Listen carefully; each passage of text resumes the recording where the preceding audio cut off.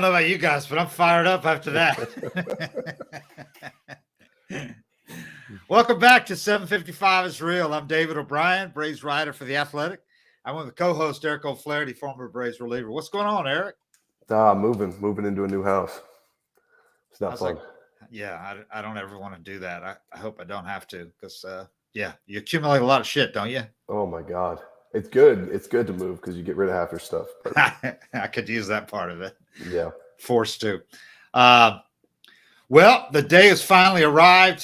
Freddie Freeman's return. Man, I just want to get it out of the way, you know? I'm so tired of talking about it and anticipating what's going to happen. But I'm either totally naive or I have my thumb on the pulse of the crowd and Atlanta metropolitan area and Braves Nation than most people on Twitter do. I think it's probably the latter because I'm stunned that there are people who think Freddie Freeman's going to get booed more than he's cheered. That's totally stuns me. And I think they could not be more wrong. Let's see. I'll find out. But there's no chance. I agree. I think there is no chance. I think it's going to be a scattering of boos from some really negative people or some people who have believed the wrong things that they've read about how this transpired. But I think that to equate this with, say, Tom Glavine coming back, totally wrong, because I think people forget that Tom Glavine was painted, it was a villain in a lot of people's eyes because of his labor, his involvement with the union as a union leader. And I think that was more than anything was why Tom got booed when he came back. And he chose to go to the Braves rival, the Mets, when it came down to it. So there were some contributing factors, but I just don't see it as the same scenario at all. I don't either. It's tough to gauge what you can't use Twitter as a gauge. No. I was actually talking with a dude that when people tell you they're Braves fans, I meet people and they're like, "Oh, I was a huge Braves fan," and then 10 minutes later they're asking me if I'm right-handed or left-handed. So, I know I'm not a huge deal, but if you watch the team and you're a huge fan, you would have known I was lefty because I was there for 7 years. But I was talking to this guy last night, and I'd even just mentioned the fact that, there was people thinking that Freddie might get booed, and it blew his mind. It didn't even cross his mind that could happen. Right. I think most rational people aren't going to log on to Twitter and type out their opinion. I think most people have more going on in their day than to log in and say Freddie's going to get booed or I'm booing him or I'm mad at him. Yeah. There's plenty of rational, good quality fans on Twitter too, but I don't think it's a good gauge to use for where fans are at, because I think the majority are going to stand up and cheer for him because he's one of the best Braves. He was great. He was class act for 10 years. Yeah, there's no doubt. And Twitter has, rightfully so, a reputation as the negative social media platform more than any others. And most social media platforms tend to be negative. But it's not, I don't think it's hyperbole or overstating at all to say Freddie Freeman was the best Braves position player since the Jones boys. There's no doubt about that. B-Mac was great. He's right there. B-Mac did something no other Braves position player had ever done with the Silver Sluggers in like his first 5 years, a couple all-star teams. So B-Mac is right there behind him, but he wasn't here quite as long and didn't win an MVP and didn't win a World Series. Exactly. So to me, it's Freddie Freeman is right up there behind, the all-time Braves position player since the team moved to Atlanta. Yeah. Hank, of course, even though it was the second half of the last third of his career. Hank, Chipper, Andrew, Freddie. Those are the guys. If you had a Mount Rushmore of Braves position players, that's going to be the four right there. Yeah, so you don't boo a guy that's on your Mount Rushmore. I don't care if it didn't end quite the way you hoped. And there was some miscommunications that shouldn't have happened between the agent and the team, first of all, and between player and Freddie has some culpability too, because he should have made it a little more clear to the agent. Make sure I go back, get the best deal you can, but I do not want to leave. He should have made that a little more clear than he did, I think. Yeah, and I think people don't really understand how much communication a player has with an agent. I mean, I was a free agent a few times, 3 or 4, and there'd be a month would go by. I wouldn't even talk to my agent. My agent called me when a deal was on the table and it was Yeah. yes or no. So, a majority of the stuff that happened behind the scenes and the communication could have just been Freddie's agent and the team going back and forth. And, you're not getting a daily update of here's what they're saying Right. today. And then the next day, well, they came up $1 million. Do you still want to stay or do you want to go? Right. It's more like he's doing his job. And when he has something presentable, he presents it. So I could see a situation where Freddie never got really anything presented to him, even. And the lockout. And the lockout really messed things up where there wasn't all that time to go back and forth. Teams weren't allowed to. They weren't supposed to. I mean, technically, you get in trouble for that. And while I know everybody's like, yeah, but teams talk to players. I'm like, yeah, they did. But if you're the Braves, ever since the whole copy John Hart fiasco and all the penalties were handed down, the Braves have gone out of their way to be careful about rules like that, free agent rules more than anything, international rules. Alex Anthopoulos has been a stickler for details. Well, if you have a player that you have any doubt that he might end up going somewhere else, if you think the last thing you want in the world is for an agent to be able to tell MLB, well, yeah, they were contacting us during this, and Alex has been anal about being really careful with these rules. So to me, it's not hard to believe that there wasn't much communication at all between the agent and the team during that period when there wasn't supposed to be. Yeah. And I mean, I think if you're a player, you trust your agent, you say, this is where I want to be, get me the best deal, make sure whatever happens, the Braves have a chance to match it. I want to stay here. And you leave it at that. And you think it's pretty clear. And then in the agent's head, he's doing whatever tactics he's doing to try to get you this deal that he thinks you want. And all of a sudden his tactic kind of forced the Braves move. Backfired. It's not, you can't ask the ace to sit around on Matt Olsen, a trade chip like that. Exactly. So I think it was just an ugly situation, but there's not a single part of me that thinks that Freddie didn't want to come back.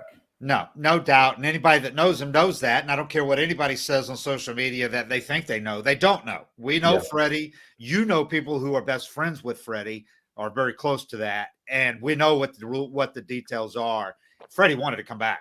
Yeah. And he's never going to say, that he's unhappy being out there because he's got to make the best of it. And he's at home. So he's going to be happy out there. He just would have been happier here. This is where he wanted to be.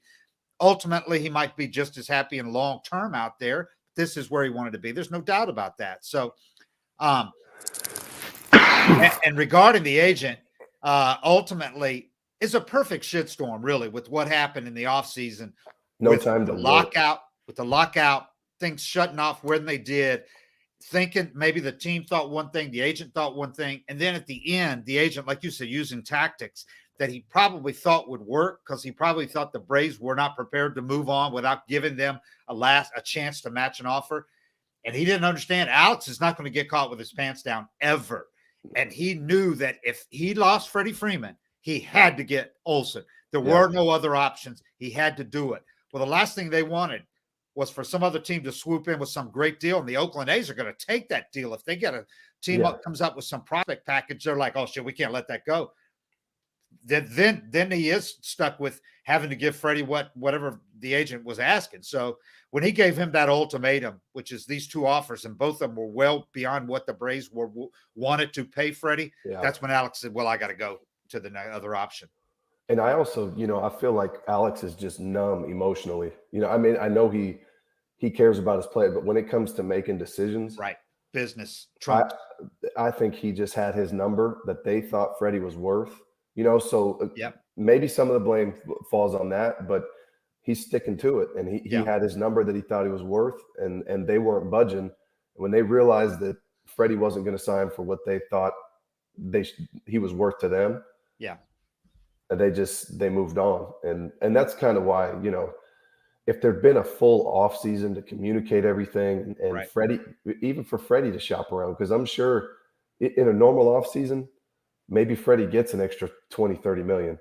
And then I'm not mad at the guy for taking that. If he gets an extra 50 versus what the Braves are offering, you can't get mad at a guy for that. The only reason you could really be mad at Freddie is if the offers were the exact same and he just chose LA. Right. But he chose the deal that he chose after his main suitor was out of the picture. Yeah, he had no leverage left. There were not a bunch of other teams involved giving him long-term deals, and that was what he ultimately, his agent wanted, and him and his agent wanted for the Braves that 6th year. Dodgers gave that, even though in the end, with the deferred payments and all that, it's going to make less out there with the taxes and all that. But the Braves were out of the picture at that point, so it's apples and oranges. Yeah. The Braves should have resigned him. We said that all along. I couldn't even imagine that they wouldn't. But when it came right down to it, in a normal offseason, I think Freddie has texted with Alex like he did. Freddie texted with Alex a lot during the years together. They had a relationship. And I think in a normal offseason, he would have texted with Alex and gone, hey, what's going on? Just so you know, this is getting kind of tense here. But he couldn't do that with the rules that were in place. Alex would have said, I can't talk to you, man. And he was being, like I said, people might find that hard to believe, but he really is a stickler for those details as far as contacting free agents during the period when they were not allowed to. So it just, the way things happened, there was a lot of bad things conspired to make this not happen. And the Braves, in the end, I think 5 years from now, they're going to be better off for the deal they got. They got Olsen with a really affordable for the team contract. Freddie's contract in the end would have been a high salary for a guy whose performance is going to go down at some point. But I thought you should have gave him you should have kept him for what he's done for the organization, all that. But I can't fault anybody for how this thing happened in the end. And, just also remember, Alex doesn't make any decisions in a vacuum. When he's looking at Freddie Freeman's contract, he's looking 5 years down the line, 6 years down the line. He's looking at all the other guys he wants to re-sign, the Austin Rileys, Dansby Swanson, if he's one of them, Max Fried. And he's looking at a payroll. He's looking at this differently than we are. He's got these salaries, these potential salaries lined up on a board, knows what the team payroll is probably going to be in 3 or 4 years, knows that he doesn't want to give more than a certain amount to Freddie. I mean, and Alex, as much as he loved the guy, and he really does. I mean, those tears were real, but he's also, bottom line, the team and his job comes first. I mean, and he's not going to get caught and give a guy more than he wants to give him. Yeah, and I think that's all it boils down to. It's not good guy, bad guy. It's just two sides that didn't agree on. I mean, how many times you see teams go to arbitration? I think it's just two sides that didn't agree on a guy's value. And Freddie's obviously going to bet on himself. That's who he's always been. And they didn't, for whatever reason, they didn't want to give him a 6 year. And he wanted a 6 year, and it's just kind of a stalemate.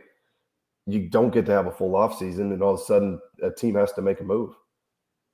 And, if they stayed at their number forever and he wound up getting offered a better offer for somewhere else and said, I'm taking this, or you guys got to give me this, I wouldn't consider him a bad guy either. Yeah. I mean, it's just business. Yeah. So speaking of Freddie, comes to town batting as usual, 303. He's got a 386 OBP. That's 2 points above his career OBP, and a 494 slugging percentage. That's 14 points lower than his career slugging. He just had a 2-homer game that boosted his season total to 8 homers to go with 23 doubles, 2 triples. He's driven in 45 runs in 68 games, has 50 strikeouts, 34 walks, 306 plate appearances. He was hitting 286 with an 813 OPS just 6 days ago, but well below his career OPS. But in the past 6 games, he went 11 for 22 with 6 extra base hits, including 3 homers and 11 RBIs. So look at that as you want. It looks like the Braves are getting one right when he's getting on his first real hot streak. I think he had one earlier, but this is hottest he's been in a while. If you remember, he went 4 for 11. He started kind of slow out there. The Braves went to town that road trip, first road trip of the season. He went 4 for 11 with 2 homers against the Braves in a 3-game series out at Dodger Stadium in April. And as far as Truist, SunTrust, formerly known as SunTrust, 302 career average there, 396 OBP, 937 OPS in 324 games. 140 extra base hits, 70 homers in 324 games as a Brave at Truist SunTrust. And this will, of course, be his first game in another uniform. Yeah. At the ballpark in Cobb County. Well, I mean, it's You look at Freddie's numbers at the end of the year; they're going to be there. Yeah. He does this every season. When he gets hot, you're not getting him out. He always goes through a couple little skids. It could happen early, middle of the season, a little late. But when you look at his numbers at the end of the year, they're always right there.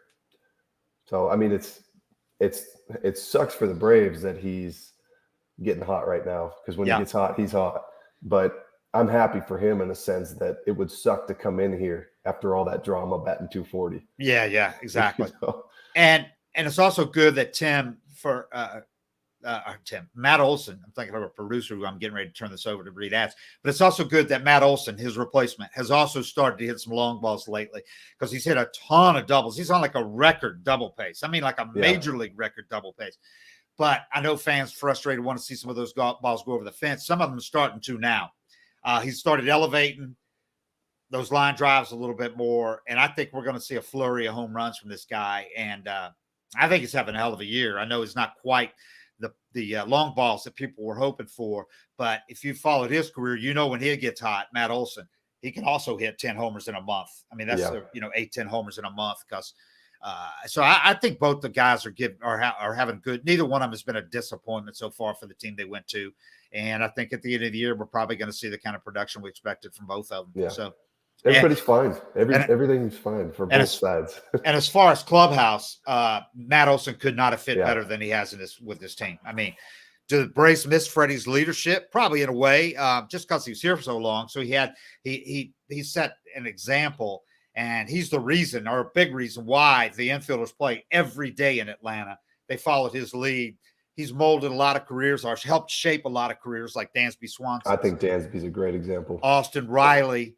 He is a big reason why these guys play every day and hold themselves to the standard they do. So they do miss that in the clubhouse. But as far as fitting in, team chemistry, Matt Olsen could not have fit in better than he has. So, it's going to be good to see him. And like I said, I think he's going to get the biggest standing ovation that we've seen a player get at Truist Park since the ballpark opened. I really do. And if I don't, I'll be disappointed, to be quite honest, because you guys that and I shouldn't even say if you don't, because I think Braves fans have treated people the way they should be treated when they return. We've seen that again and again when guys have returned, and it's a good fan base. And I think the people at the ballpark are more representative of the fan base, and the people watching on TV are, than the people that are on Twitter. But we'll see. I can't imagine him. I would be disappointed too. Yeah. Yeah. The guy said again and again how much he loves this place. I mean, he said it out in L.A. when he's got nothing to gain from saying it. He keeps saying it, that it's one of his favorite places on earth, and blah, blah, blah. So it's not like he was a Boris guy that didn't sign that first team friendly deal. Right. It's not like he was a super prospect, came up, said, I'm going to free agency from year one, and never even talked about staying. Like, he tried. And remember, they didn't make him a real offer until after the All-Star break of his free agent year. Yeah. That's highly unusual. That puts him in a tough spot. Yeah, that didn't happen with Chipper. Chipper never started a season in a free agent year without a new contract. He always got it done at spring training. So remember that. I mean, there's definitely something to be admired about Chipper taking less, his whole career. That was the other thing that fan I was talking to yesterday that I ran into was saying, he really thought he wasn't. It's funny though, because he wasn't mad at Freddie. He was just disappointed it didn't work out. Right. But he was saying, I thought he was going to be like a Chipper Jones and wear that same jersey his whole career. And Freddie did too. Yeah. Chipper, special, no doubt, leaving more on the table. But it never got to that point where the Yankees could have given this offer and the Braves this offer. The Yankees did offer him more money from what either formal or informal. But Chipper also played. This is where he wanted to be. He's a Southern boy. He couldn't even imagine being somewhere else. As much as they love him in New York, they had that love-hate relationship with him. Total respect. But ultimately, Chipper wanted to be here. He wanted to keep living in the South, playing here, and he knew he's a smart guy, and he knew if he played his whole career here, he could live his life here afterwards, and he's going to be able to walk around and be a god here, which he is, And it's different when you leave. I mean, Freddie will never have that place where he's seen in a department store or in the grocery store or in a bar and revered, yet nobody bothers him because he's one of us. It's kind of like if somebody sees Big Boy walking around Atlanta. Yeah, he's a rap god, but he's an Atlanta guy and nobody's going to mess with it. Yeah. You know, you're treated differently when you're somewhere and you've been there your whole career and you stay there. Yeah. It's ultimate respect. Yeah. I mean, it's Tim, the coolest thing you can do in your career. yeah, it is. It is. And very few people got to do it like Jeter did in the Yankees and Freddie's gotten to do here. So far, Trout's been able to do it with the Angels. We'll see. But it's different. It's different out there. Tim, you got some ads to read? Our producer's standing in for Cam, doing a better job than Cam always does.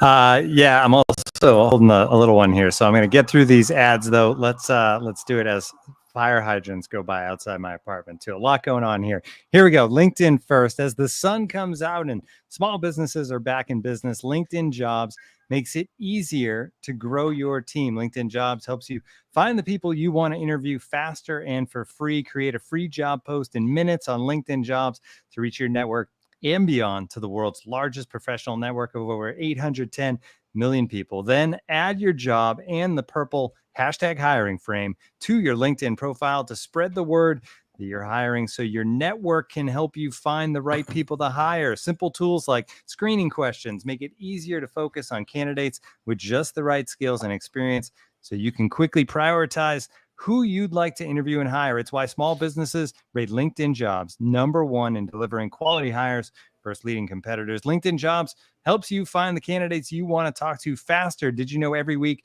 nearly 40 million job seekers visit LinkedIn? Post your job for free at linkedin.com/ pause for that. Hold on here. This isn't real. That is linkedin.com/real to post your job for free. Terms and conditions apply. And we got one more ad for you guys. From Roman. When the moment for intimacy arrives, you need to be ready. You need to be Roman ready. ED is more common than most people think. In fact, 52% of men between the ages of 40 and 70 will experience some form of ED. The benefits of ED treatment can help you reconnect with your partner and rediscover the joys of sex. Roman Ready is confidence personified. It is the self-assurance that comes from knowing you've prepared yourself for the moment when intimacy arrives. With Roman, you can get free online evaluation and ongoing care for ED, all from the comfort and privacy of your home. A U.S. licensed healthcare professional will work with you to find the best treatment plan. If medication's appropriate, it ships to you free with 2-day shipping. Getting started, piece of cake. Just go to getroman.com/755. That's getroman.com/755.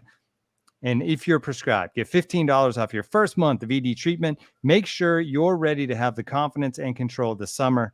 Roman Ready. That's it for me, guys. Back to the show. Yes. Thanks. The always awkward transition back from Roman. Speaking of players who you thought might stay in Atlanta for their entire career, I know a lot of people are hoping right now that Dansby Swanson will be a guy doing that because, man, you talk about changing the career arc and the perception of him as a player because he's done it with me. I have seen Dansby play his whole career since they brought him up, his whole major league career.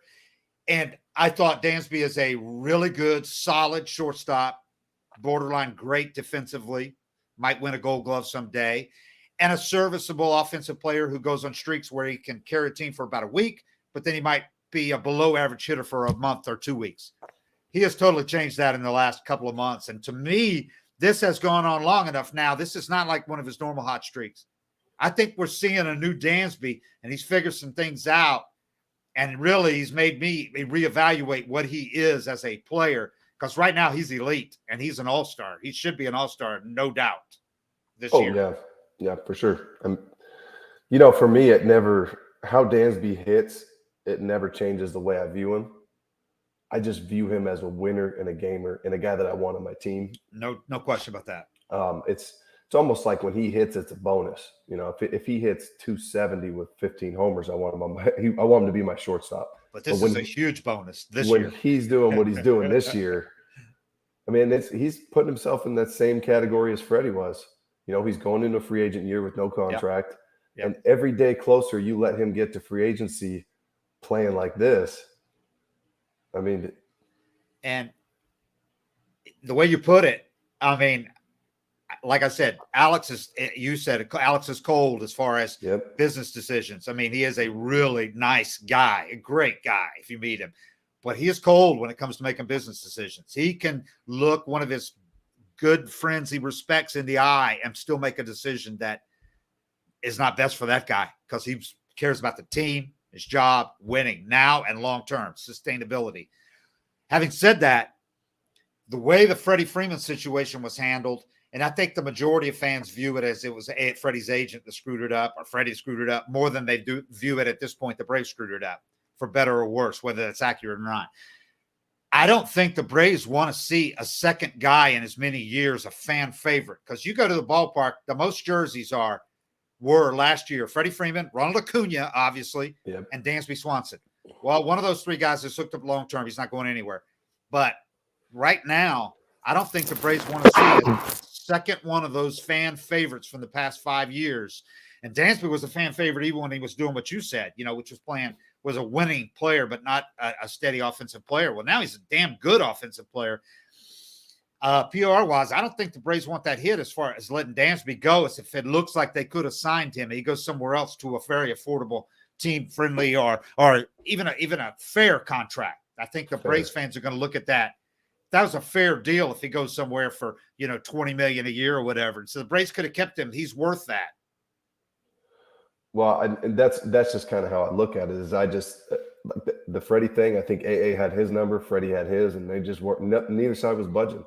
And I don't know where Dansby's numbers are at, but Who knows? I can tell you this: when you watch a guy develop, especially offensively, you're still, when you've watched him every day for years, you still have, like you said, his get cold for a month. Yeah.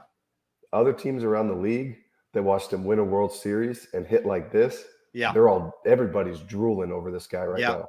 And that's what kind of changes it is your perspective. It's the same thing with prospects and everything. Your perspective of having the guy and watching everything he's been through and knowing him in and out, you don't give him as much credit for what he's turned it into. You're looking at who he's been. But I promise you, other teams are looking at him right now. They've already admired him for how he plays, how he runs the bases, how he plays defense, the passion he has. And now they're like, oh, what if he hits like this for us? Yeah. So there's going to be a lot of teams interested. And all it takes is one team, as we know. One team says, one team, like the Twins with Correa. We're like going, who's going to sign Correa if it's not the Astros? Look, what took one team to give him a deal with a lot of creativity. Yep. Dansby, like you said, people saw him in the postseason. They saw him hit that home run in Houston. They've seen him this year, hot as hell. They know how fan-friendly he is. His reputation. They know what he did at Vanderbilt. He's viewed as a winner for a reason. Yep. Not many guys have won a College World Series where they were the MVP of the College World Series and won a real World Series. And he was an integral part of that winning that World Series. So, being that close to a player can help or hinder. You can be too close to a player as a team, know too much, or view him differently than others do. So, or if you're Alex, you might view him as, because Alex has always told me on and off the record, Dansby is a winning player. Yep. They view him as a winner. So, and I know how Wash feels about him. He knows how, even when he's slumped, they know what else he brings to the clubhouse. God, we've heard Snit talk about him. Snit doesn't care if he does nothing at the plate for a month. He knows what he brings. He never lets it affect his defense. And Snit's called him the most mentally tough player he's ever had. Yeah. I mean, that's the way I view him. So if you're not going to resign him, you better have a guy ready that you can do like you did with that Matt Olsen. And I don't know if there's a guy like that out there. Right. To at least get you to Grissom, who is a stud prospect, but it's probably 2 years away. I mean, it's a stud. There's no doubt. So I don't know. There's no easy solution there as far as Dansby. But I think you better have somebody you can that can fill his shoes if you're not going to re-sign him, man. It should have done this before now. You could have got him a hell of a lot cheaper. Yeah. So But anyway, speaking of Dansby, the numbers he's putting up right now, dude, are just blowing me away. I just went through it this morning. Okay. He's ninth in the NL in batting average, 302. 1 point behind Freddie Freeman, by the way. He's tied for ninth in total bases with 131. One total base behind Freddie and behind Nolan Arenado. He is 11th in OBP at 368. Get this, one spot behind Juan Soto. He's got a better, ahead of Juan Soto. I'm sorry. He's got a better OBP than Juan Soto. Yeah. Mr. OBP. He is tied. Dansby is tied for 11th with Kyle Schwarber in slugging percentage at 500. He's ninth in OPS at 868, ahead of Nolan Arenado at 865. And the three that are directly ahead of him in OPS: Mookie Betts 884, Freddie 880, Wilson Contreras of the Cubs 875. I mean, that's the company he's keeping offensively right now. Oh yeah, I mean he's having a huge year, and that's after that terrible start. Yep, it's amazing. It's the thing with him that always surprises me is because he's not a big guy, the power he's able to generate. Yeah, the homer he hit yesterday, oppo power. I mean, yeah, opposite field power. He can pull the ball. He's always best when he's shooting the ball to right center, at least threatening to do that, and then picking his pitches. But he's, for me, I mean, like I said, I think teams would be drooling over him if he wasn't doing this, if he was just having a regular offensive season. And now he's doing, I mean, he's keeping some crazy company. He is 11th in the majors and 5th in the NL in WAR. Yeah. 3.2. That's one spot behind Xander Bogaerts. I mean, one spot ahead of Xander Bogaerts, who's 3.1. One spot behind Jose Ramirez, 3.3. But Dansby's got 3.2. Among shortstops, he is first. Yeah. He leads all major league shortstops in innings played at 633. And this is a big one, too, because he posts all the time. 633. No other shortstop has played 600 innings. He plays every day. Every day. The whole game. He leads MLB shortstops in fielding percentage, for those who go back to the traditional stats, 983, and assists, 189. Leads NL shortstops in double plays with 40. Okay, and then again, when you consider how he started, that's what makes this so amazing. He hit 180 with a 532 OPS in his first 18 games. Had no homers, 4 RBIs, 6 walks, 27 strikeouts, and 67 plate appearances. 61 at-bats in that span. He was striking out almost every other at-bat. Led the majors in strikeouts after 18 games. Again, no homers, 27 strikeouts, and a 532 OPS and 61 ABs in his first 18 games. 53 games since then. He's hit 338, 402 OBP, 12 homers. How many games? 53 games, 37 RBIs, 567 slugging, 969 OPS in 53 games with 50 strikeouts and 224 PAs. Still a lot of strikeouts, but nowhere near what he was doing.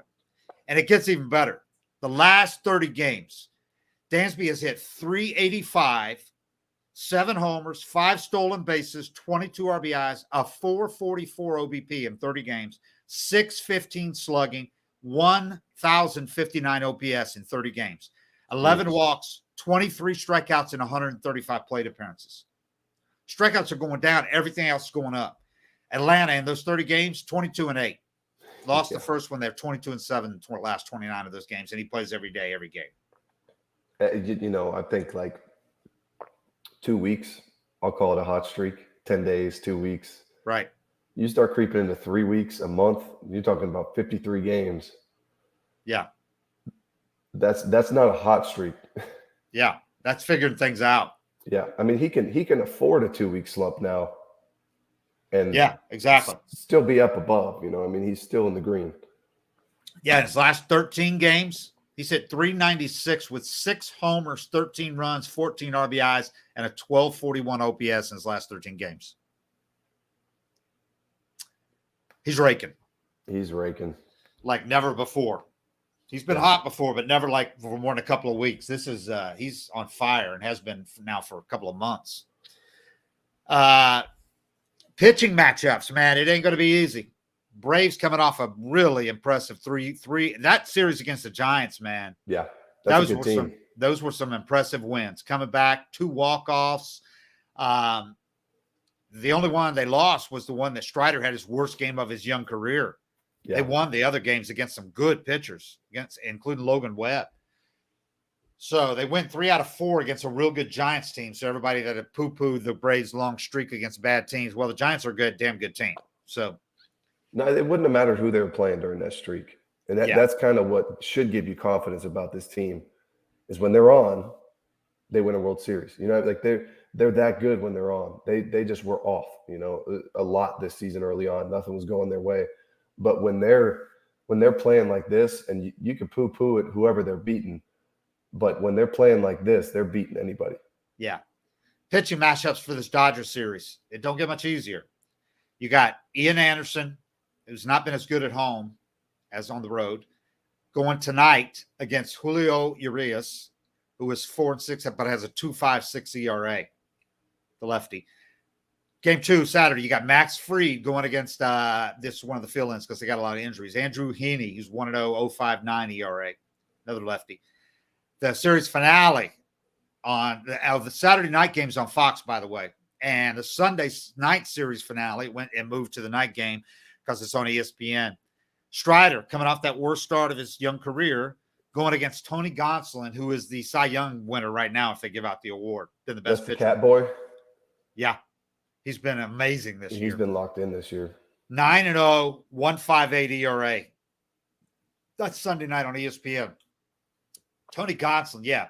Majors leading 1.58 ERA and the majors leading 0.82 whip in 13 starts. If you're looking for a positive at all from the Braves perspective, he's only averaged a little over 5 innings a start, so they can't get to the bullpen with him. That's not necessarily a great thing with the Dodgers bullpen, but I'm looking for Strider to come back. I off that bad start. I think he'll have a good one. I think he's a smart guy who learns off his rough outings, and he just didn't have it the other night. The velo was down a couple of miles an hour coming off that previous start where he went 102 pitches, career high, and threw 31 of them at 99 or higher, including like 6 at 100 or 7 at 100 or higher. This time he topped out at 98.8. Well, and you hear pitchers talk about that all the time as, you know, what makes you a great pitcher isn't what you do when you have your best stuff. Right. You know, and this will just be something for him to learn. You know, it makes perfect sense off a career high. Everything feels the same. It's just not there. You know, right. I mean, it's just not quite there. And the tendency for a lot of guys, and I'm sure for him, you know, I'm sure he peeks up at the gun once in a while. He throws one and it feels good and says 96. Yeah. Then you start overthrowing. You start trying to do more. And the other thing that happens when your arm's a little tired, it's not always velocity, it's location. And the thing he does best for me that, you know, I could never do in my career, mainly because we didn't work on it, and guys work on this now, is he locates high fastball strikes. Yeah. And I didn't see him having that last time. I knew he was in trouble when he threw about a 40-foot changeup. You know, that's telling me his feel was just off. But those are the type of things that go when your arm's a little tired.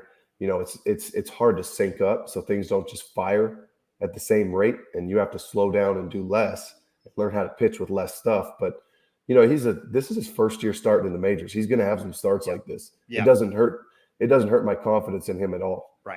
Right. I mean, he'd be an android if he didn't have a bad start. I mean, he moved from the bullpen to the rotation, and by that point, he was not stretched out anymore. Really, I mean, it had been 2 months since spring training.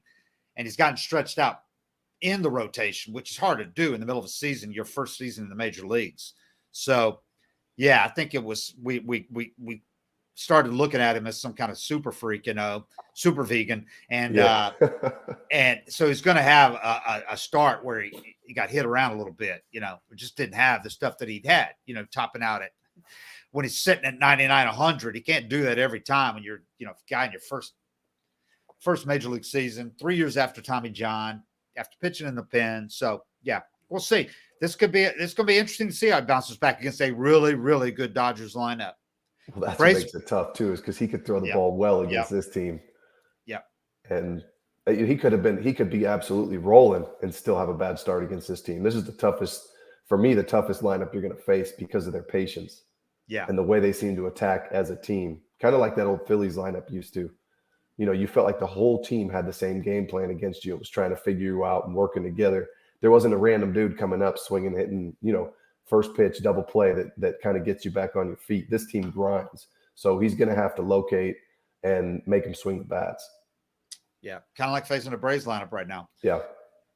They are facing two lefties. The Braves have played really well against lefties this year. So that if you're like that kind of stat, but and then the other guy I wanted to talk about, of course, we've talked about him a lot, but you can't say enough about this kid right now, Michael Harris. The at bats he's putting in, he's striking out some, but these at bats he's having, these professional ABs going the other way, is really, really continues to impress me. Now teams have a scouting report on him. They know what he's about, and he's still getting some big hits and some big spots against some really good pitchers. I was looking at it. Among MLB rookies with at least 30 ABs, he leads the majors with a 330 batting average. He's second with an 896 OPS. After going 1 for 9 in his first 3 games, he's hit 354 with a 969 OPS in his last 22 games. Played every game in that stretch. He's 29 for 82, 6 doubles, 2 triples, 3 homers, 14 ribbies, 15 runs, and 2 steals, hitting that 9th spot in the order. He's totally, I mean, he's helped them transform that lineup, hitting 9th in the order. Really helped a lot when Acuna struggled a little bit lately, too, having that guy 9th who's effectively another leadoff guy. Yeah. I mean, you got it. 1 and 2 guys, you got a chance to have them speed on the bases, you know, for the middle of your order. And then Dansby coming up, yeah. For me, I just can't find anything not to like. You know, I mean, if he came up and he was hitting 270, I'd be talking about signing this guy long term just because of his defense. Yeah. But the way he's swinging the bat, I mean, I didn't know a ton about him. I'd heard you talk about him, but I'm always skeptical until somebody hits big league pitching. But he's raking big league pitching. He's not just holding his own. I mean, he's doing better than I think anybody could have expected. Yeah. So in that 22-game stretch in which he's hit 354 with a 969 OPS, Braves are 18-4. I wanted to know what their record was since he got called up. I know he got called up right before that hot streak, but I feel like he made a big difference. Yeah. Dansby said the same thing. He said there's no doubt. It's not a coincidence. He goes, he's made us so much better. I mean, just the defense. He's won a couple of games probably with his defense, her cup close, you know. The thing that's so hard to gauge about defense too is maybe he catches a ball, you're down 3 runs. Maybe he catches a ball in the gap that shouldn't have been caught, and there's 1 out. Now there's 2. You know, it winds up being just a good play. But if he doesn't make it, it turns into a 3 spot. Now you're down 6. You know, every play counts so much on defense, and there's no way to really measure that butterfly effect. That's one of the hardest things for me to accept about advanced stats. Yeah. And it's not that they don't understand that you just can't measure it. What happens if you have to get deeper into your bullpen because he didn't catch that ball? The starter has to throw an extra 10, 15 pitches in an inning and doesn't give up a run, but he comes out in the 5th. You know, I don't think they measure the fact that you had to bring Chavez in for in a tough spot, and he winds up, you know, being an off day, or even he does great and he's not available tomorrow. Like, all these effects of every single out in the baseball game are huge, and Harris has been catching everything in the outfield. Yeah, somebody just pointed out, I don't know if it was on YouTube or Twitter, but I've been seeing these. I don't know what they are. Yeah, but I liked it. Somebody pointed out, and he's right. So the Braves get so much credit for developing pitchers, and a lot of people have criticized them for not developing position players. But if you look at the last few years, Alex has brought in a few different minor league guys. They've kept some of the old ones, but they've got a really good minor league development staff now in place. And you look at the guys they've developed. Austin Riley, Acuna was going to be great wherever he was. Yeah. Ozzie, Dansby. Yep. But you look at Contreras and now Michael Harris. Those guys came up in the system, man. Yeah. And they are as good a young hitters as there are in the league. You look at Contreras, man. He's like ascended where he's now looks like the catcher of the future here. You're going to have a bunch of homegrown position players like Michael Harris and Contreras and Ozzie. I know they got Dansby from Arizona, but he really developed, you know, finished minor league career with the Braves, played his whole career. They're going to have a lot of position guys who are really good ones. So you got to give credit for developing the position guys that they have. Not Yep. everyone's going to develop. Drew Waters hasn't developed yet the way you'd hoped he would, but you can't do it with every guy. But that's a lot of guys. And Langoliers, he could end up being a stud catcher with the A's. And then you hand them off to Seitzer, Ron Washington. I mean, you get them all ready, and then when they need to make that last adjustment, they're in the best hands possible. Seitzer didn't hesitate when Harris came up. He saw something right away, and like a good coach, he let him try it for a few games. Yeah, confirmed it, changed it, and look at what the guy's doing. They brought Greg Walker back in the minor league system this year. I think he's been a big help. He's a roving guy. So they got a lot of guys that are with experience that are helping these guys. Yeah, Walk's great. Yeah. So anyway, all right, big series against the Dodgers. Everybody's been waiting for this. It's going to be packed house every night, obviously. And it's going to be fun, man. But so far, good homestand for the Braves, taking 3 out of 4 from the Giants. They're just looking to win series. They just want to win 2 out of 3 from the Dodgers, and that'd be mighty good. But it's not going to be easy. Damn good team, good pitching matchups, and welcoming home Freddie. So he's going to be the second batter of the game? I think so, yeah. So, and then after this 3 games, they'll have a day off, and then they go play at Philly, and that's going to be big too, man. The way the Phillies have been playing. Yeah. Phillies have been as hot as the Braves are really close for the last 3 weeks. Well, and it's tough if you're the Mets, and they've been playing well. One of the more frustrating things is playing really well, battling and winning games, and you can't shake these guys behind you. And your lead has been trimmed by 2 teams during a stretch where the Mets have played well, like you said. Yeah. The Phillies, since the managerial change, have really been a different team. So we'll see if they can keep it up. But so the Braves go there for 3, and then they go to Cincinnati. So they need to get through this weekend, and they got some winnable games, big series at Philly, and then winnable games in Cincy, obviously. So, all right, but right now it's the Dodgers and Freddie Freeman. Big night. An ovation. All right, 7:55 is real. Thanks, everybody. Give us good marks on the rating machine there or whatever you do. We're out. Thanks.